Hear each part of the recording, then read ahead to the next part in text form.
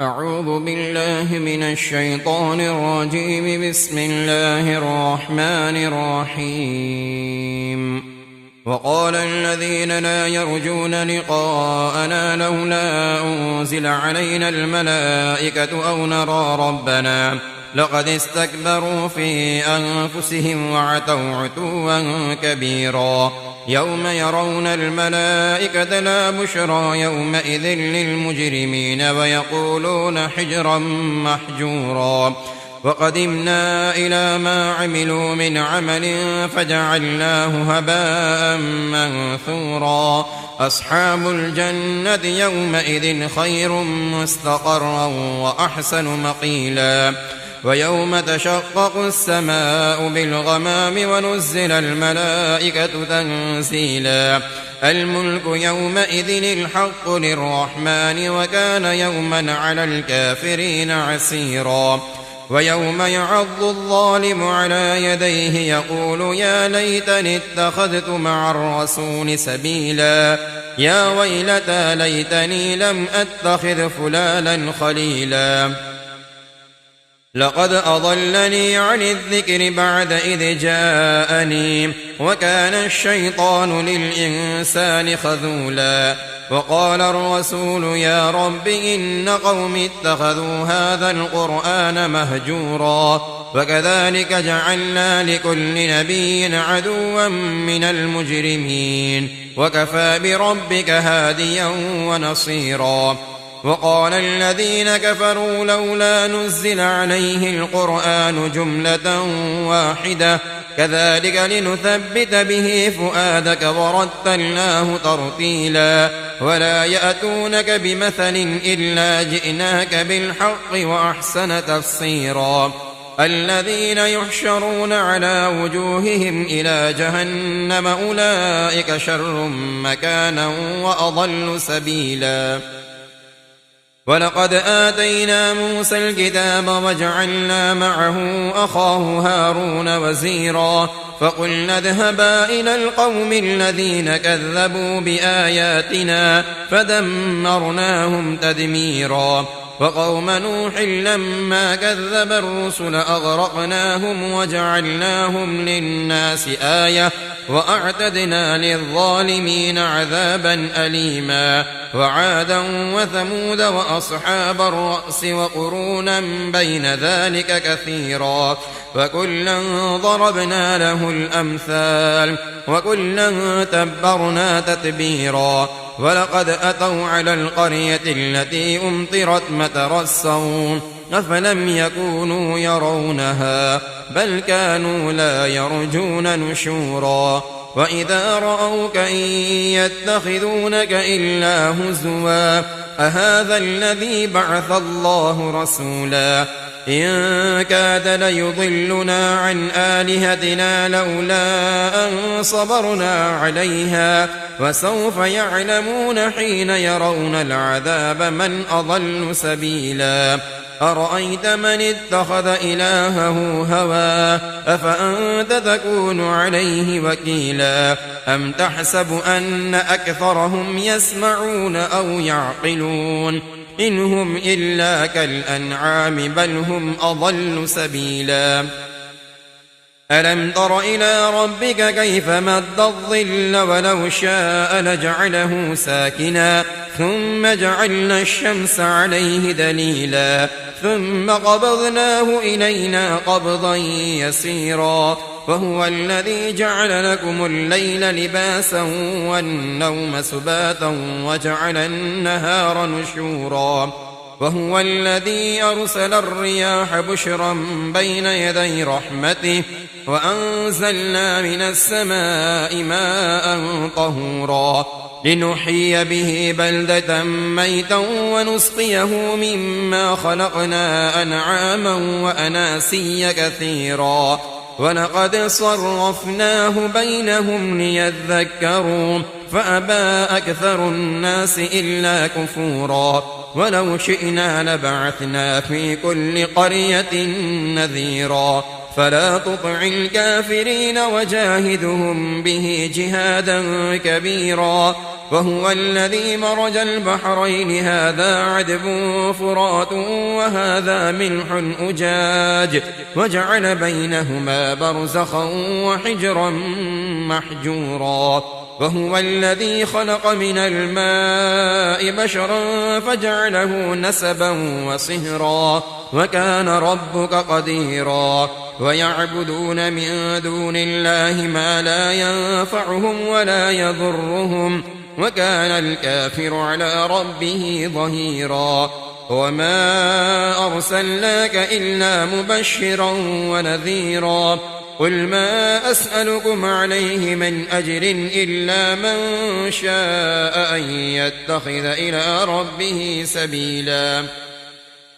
وتوكل على الحي الذي لا يموت وسبح بحمده وكفى به بذنوب عباده خبيرا الذي خلق السماوات والأرض وما بينهما في 6 أيام ثم استوى على العرش الرحمن فاسأل به خبيرا وإذا قيل لهم اسجدوا للرحمن قالوا وما الرحمن أنسجد لما تأمرنا وزادهم نفورا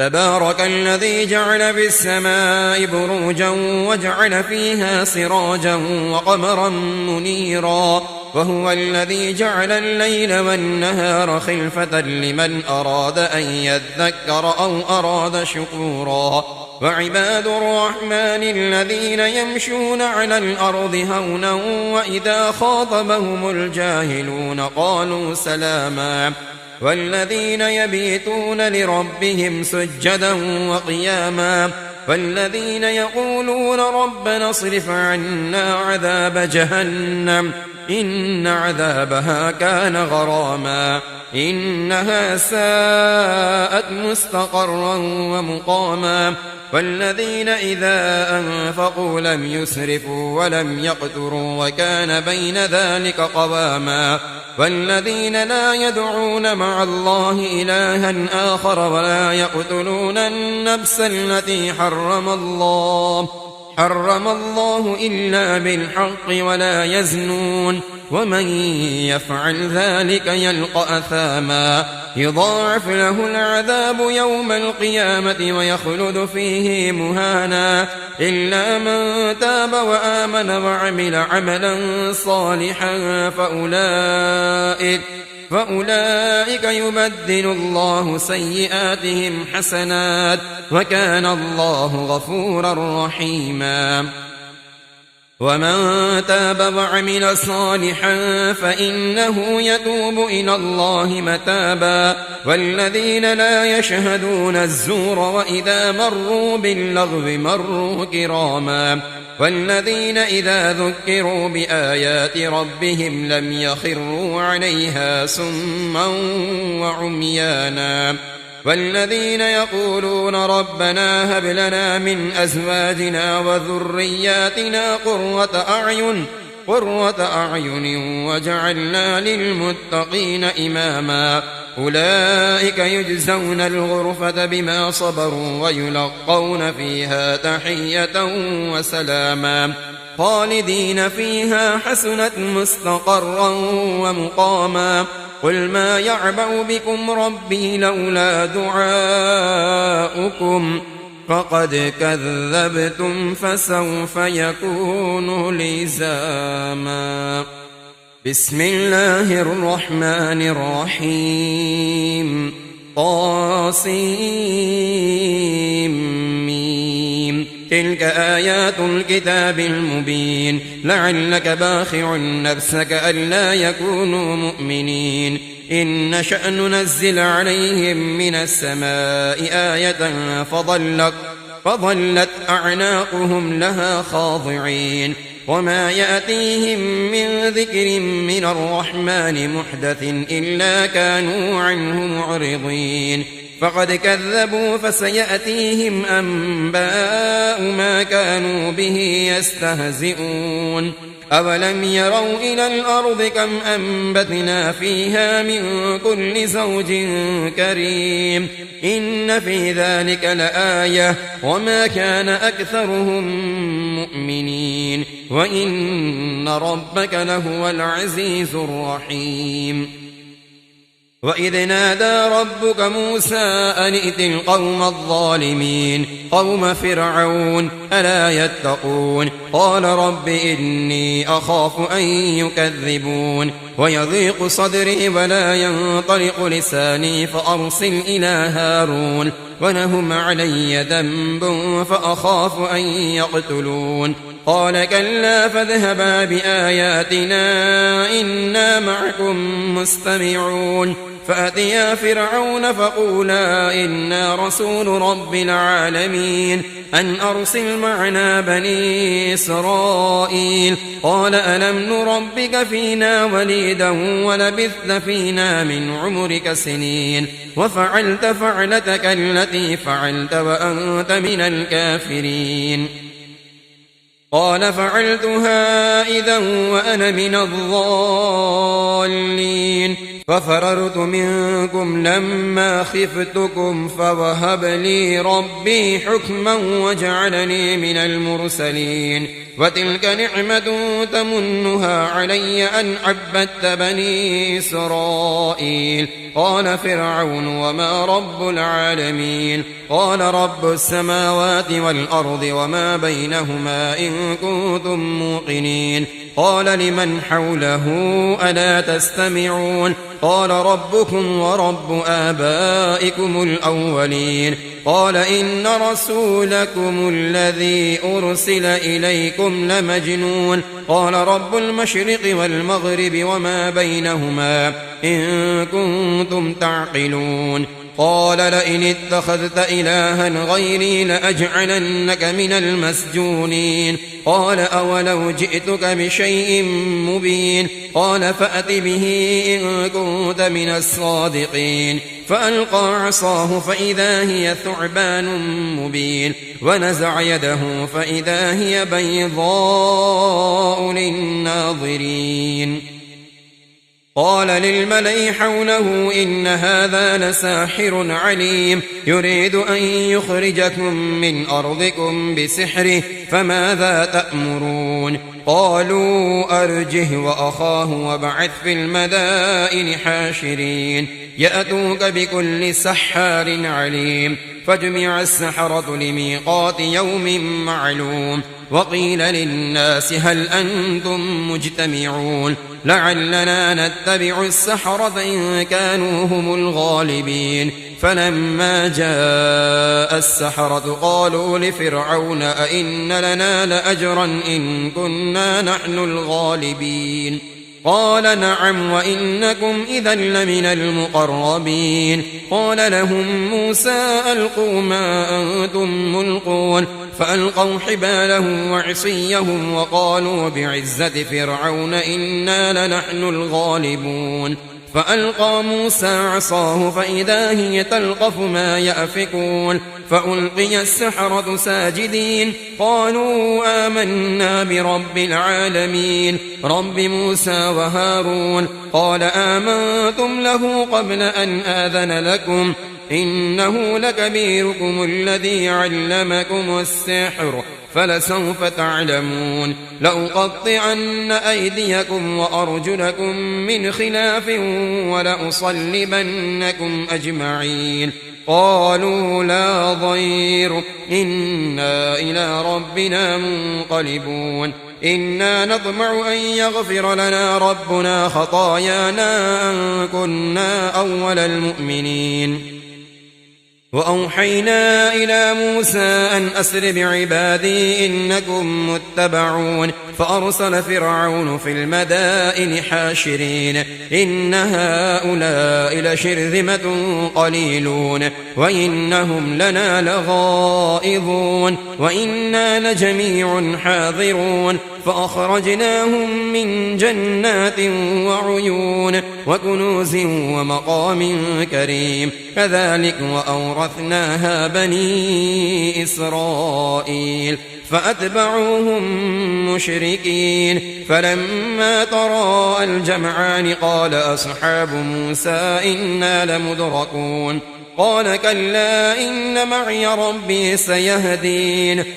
فأوحينا إلى موسى أن اضرب بعصاك البحر فانفلق فكان كل فرق كالطود العظيم وأزلفنا ثم الآخرين وأنجينا موسى ومن معه أجمعين ثم أغرقنا الآخرين إن في ذلك لآية وما كان أكثرهم مؤمنين وإن ربك لهو العزيز الرحيم واتل عليهم نبأ إبراهيم إذ قال لأبيه وقومه ما تعبدون قالوا نعبد أصناما فنظل لها عاكفين قال هل يسمعونكم إذ تدعون أو ينفعونكم أو يضرون قالوا بل وجدنا آباءنا كذلك يفعلون قال أفرأيتم ما كنتم تعبدون أنتم وآباؤكم الأقدمون فإنهم عدو لي إلا رب العالمين الذي خلقني فهو يهدين والذي هو يطعمني ويسقين وإذا مرضت فهو يشفين والذي يميتني ثم يحيين والذي أطمع أن يغفر لي خطيئتي يوم الدين رب هب لي حكما وألحقني بالصالحين واجعل لي لسان صدق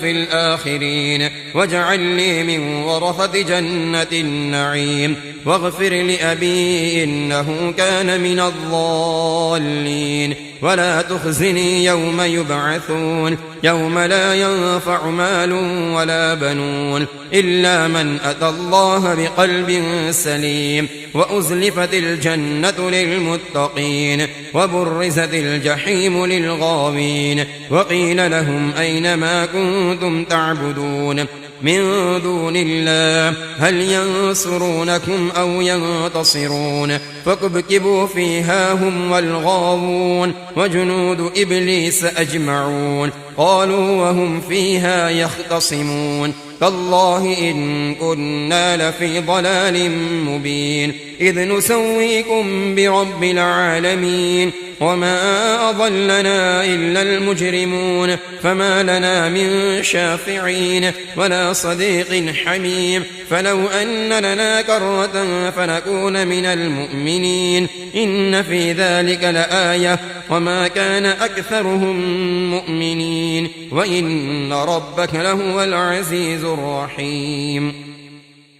كذبت قوم نوح المرسلين إذ قال لهم أخوهم نوح ألا تتقون إني لكم رسول أمين فاتقوا الله وأطيعون وما أسألكم عليه من أجر إن أجري إلا على رب العالمين فاتقوا الله وأطيعون قالوا أنؤمن لك واتبعك الأرذلون قال وما علمي بما كانوا يعملون إن حسابهم إلا على ربي لو تشعرون وما أنا بطارد المؤمنين إن أنا إلا نذير مبين قالوا لئن لم تنته يا نوح لتكونن من المرجومين قال رب إن قومي كذبون فافتح بيني وبينهم فتحا ونجني ومن معي من المؤمنين فأنجيناه ومن معه في الفلك المشحون ثم أغرقنا بعد الباقين إن في ذلك لآية وما كان أكثرهم مؤمنين وإن ربك لهو العزيز الرحيم كذبت عاد المرسلين إذ قال لهم أخوهم هود ألا تتقون إني لكم رسول أمين فاتقوا الله وأطيعون وما أسألكم عليه من أجر إن أجري إلا على رب العالمين أتبنون بكل ريع آية تعبثون وتتخذون مصانع لعلكم تخلدون وإذا بطشتم جبارين فاتقوا الله وأطيعون واتقوا الذي أمدكم بما تعلمون أمدكم بأنعام وبنين وجنات وعيون إني أخاف عليكم عذاب يوم عظيم قالوا سواء علينا أوعظت أم لم تكن من الواعظين إن هذا إلا خلق الأولين وما نحن بمعذبين فكذبوه فأهلكناهم إن في ذلك لآية وما كان أكثرهم مؤمنين وإن ربك لهو العزيز الرحيم كذبت ثمود المرسلين إذ قال لهم أخوهم صالح ألا تتقون إني لكم رسول أمين فاتقوا الله وأطيعون وما أسألكم عليه من أجر إن أجري إلا على رب العالمين أتتركون فيما هاهنا آمنين في جنات وعيون وزروع ونخل طلعها هضيم وتنحتون من الجبال بيوتا فارهين فاتقوا الله وأطيعون ولا تطيعوا أمر المسرفين الذين يفسدون في الأرض ولا يصلحون قالوا إنما أنت من المسحرين ما أنت إلا بشر مثلنا فأت بآية إن كنت من الصادقين قال هذه ناقة لها شرب ولكم شرب يوم معلوم ولا تمسوها بسوء فيأخذكم عذاب يوم عظيم فعقروها فأصبحوا نادمين فأخذهم العذاب إن في ذلك لآية وما كان أكثرهم مؤمنين وإن ربك لهو العزيز الرحيم كذبت قوم لوط المرسلين إذ قال لهم أخوهم لوط ألا تتقون إني لكم رسول أمين فاتقوا الله وأطيعون وما أسألكم عليه من أجر إن أجري إلا على رب العالمين أتأتون الذكران من العالمين وتذرون ما خلق لكم ربكم من أزواجكم بل أنتم قوم عادون قالوا لئن لم تنته يا لوط لتكونن من المخرجين قال إني لعملكم من القالين رب نجني وأهلي مما يعملون فنجيناه وأهله أجمعين إلا عجوزا في الغابرين ثم دمرنا الآخرين وأمطرنا عليهم مطرا فساء مطر المنذرين إن في ذلك لآية وما كان أكثرهم مؤمنين وإن ربك لهو العزيز الرحيم كذب أصحاب الأيكة المرسلين إذ قال لهم شعيب ألا تتقون إني لكم رسول أمين فاتقوا الله وأطيعون وما أسألكم عليه من أجر إن أجري إلا على رب العالمين أوفوا الكيل ولا تكونوا من المخسرين وزنوا بالقسطاس المستقيم ولا تبخسوا الناس أشياءهم ولا تعثوا في الأرض مفسدين واتقوا الذي خلقكم والجبلة الأولين قالوا إنما أنت من المسحرين وما أنت إلا بشر مثلنا وإن نظنك لمن الكاذبين فأسقط علينا كسفا من السماء إن كنت من الصادقين قال ربي أعلم بما تعملون فكذبوه فأخذهم عذاب يوم الظلة إنه كان عذاب يوم عظيم إن في ذلك لآية وما كان أكثرهم مؤمنين وإن ربك لهو العزيز الرحيم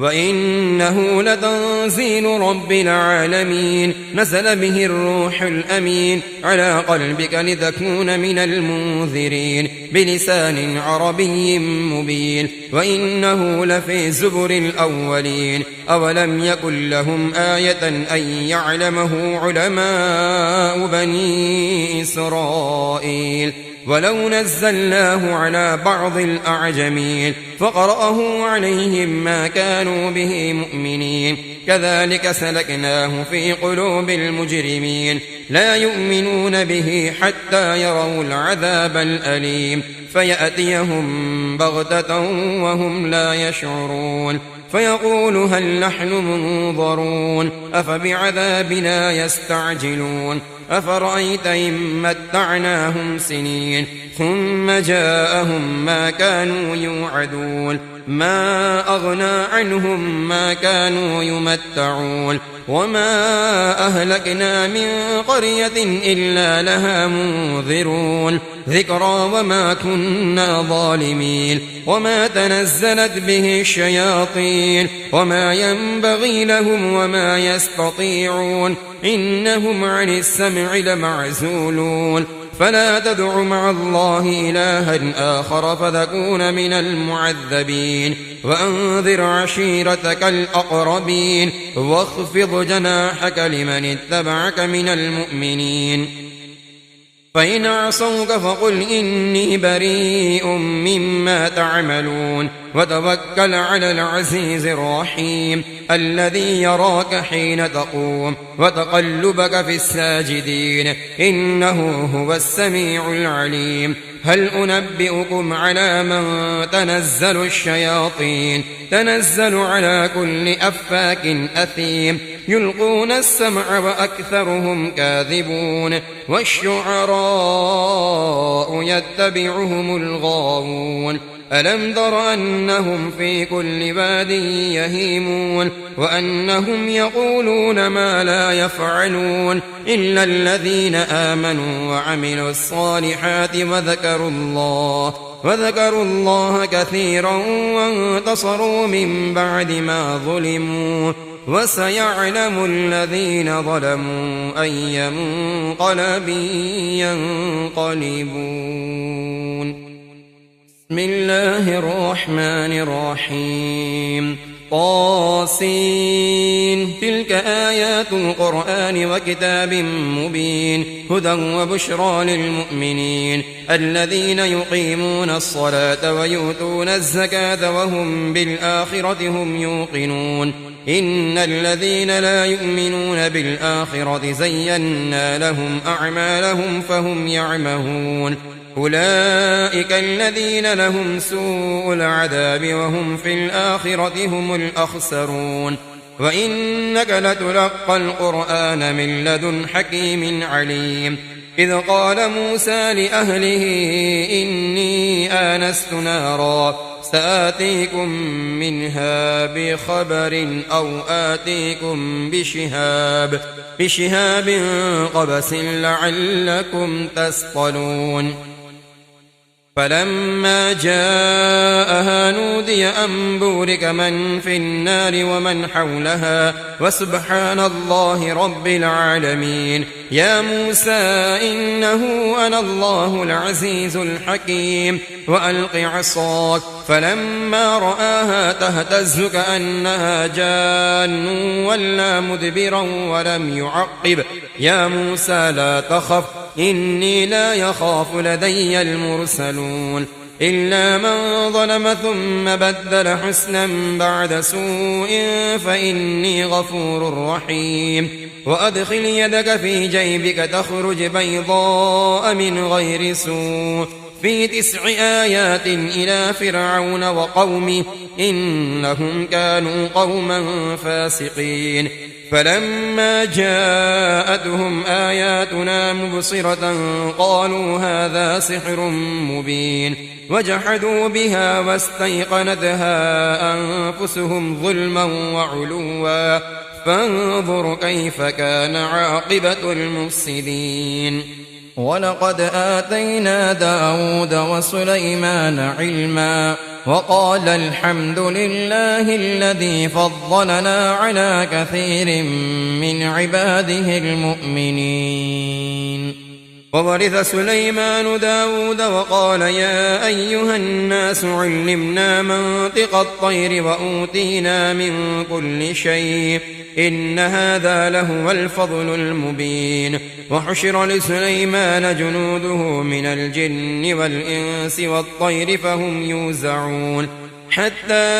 إذا أتوا على واد النمل قالت نملة يا أيها النمل ادخلوا مساكنكم لا يحطمنكم سليمان وجنوده وهم لا يشعرون. فتبسم ضاحكا من قولها وقال رب أوزعني أن أشكر نعمتك التي أنعمت علي وعلى والدي وأن أعمل صالحا ترضاه وأدخلني برحمتك في عبادك الصالحين. وتفقد الطير فقال ما لي لا أرى الهدهد أم كان من الغائبين لأعذبنه عذابا شديدا أو لأذبحنه أو ليأتيني بسلطان مبين. فمكث غير بعيد فقال أحطت بما لم تحط به وجئتك من سبأ بنبأ يقين. إني وجدت امرأة تملكهم وأوتيت من كل شيء ولها عرش عظيم. وجدتها وقومها يسجدون للشمس من دون الله وزين لهم الشيطان أعمالهم فصدهم عن السبيل فهم لا يهتدون.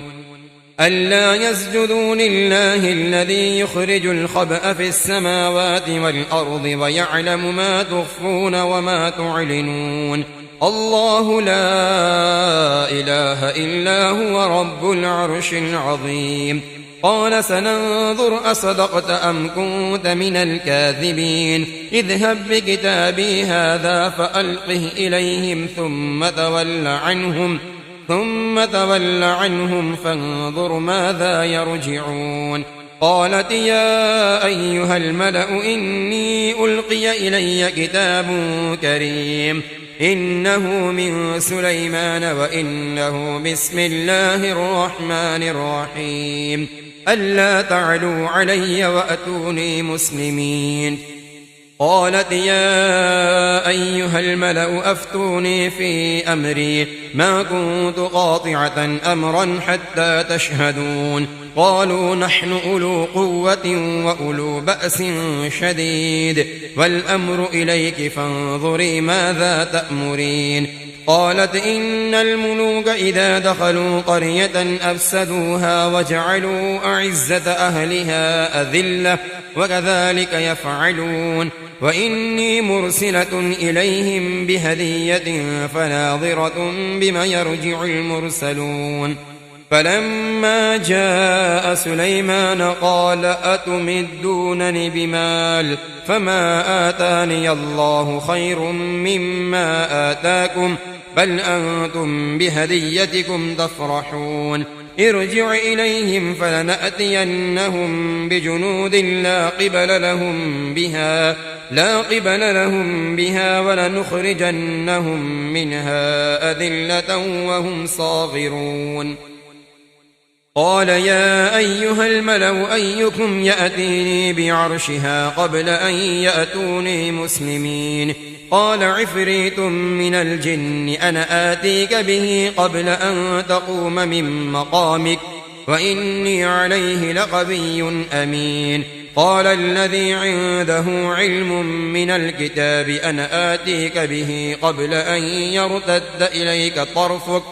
فلما رآه مستقرا عنده قال هذا من فضل ربي ليبلوني أأشكر أم أكفر ومن شكر فإنما يشكر لنفسه ومن كفر فإن ربي غني كريم.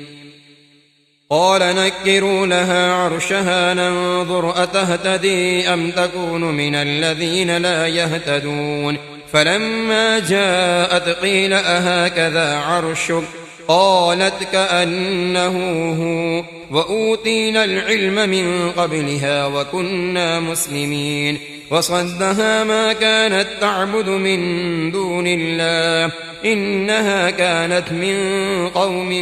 كافرين قيل لها ادخل الصرح فلما رأته حسبته لجة وكشفت عن ساقيها قال إنه صرح ممرد من قوارير قالت رب إني ظلمت نفسي وأسلمت مع سليمان لله رب العالمين ولقد أرسلنا إلى ثمود أخاهم صالحا أن اعبدوا الله فإذا هم فريقان يختصمون قال يا قوم لم تستعجلون بالسيئة قبل الحسنة لولا تستغفرون الله لعلكم ترحمون قالوا اطيرنا بك وبمن معك قال طائركم عند الله بل أنتم قوم تفتنون وكان في المدينة 9 رهط يفسدون في الأرض ولا يصلحون قالوا تقاسموا بالله لنبيتنه وأهله ثم لنقولن لوليه ما شهدنا مهلك أهله وإنا لصادقون ومكروا مكرا ومكرنا مكرا وهم لا يشعرون فانظر كيف كان عاقبة مكرهم أنا دمرناهم وقومهم أجمعين فتلك بيوتهم خاوية بما ظلموا إن في ذلك لآية لقوم يعلمون وأنجينا الذين آمنوا وكانوا يتقون ولوطا إذ قال لقومه أتأتون الفاحشة وأنتم تبصرون أئنكم لتأتون الرجال شهوة من دون النساء بل أنتم قوم تجهلون فما كان جواب قومه إلا أن قالوا أخرجوا آل لوط من قريتكم إنهم أناس يتطهرون فأنجيناه وأهله إلا امرأته قدرناها من الغابرين وأمطرنا عليهم مطرا فساء مطر المنذرين قل الحمد لله وسلام على عباده الذين اصطفى الله خير أما يشركون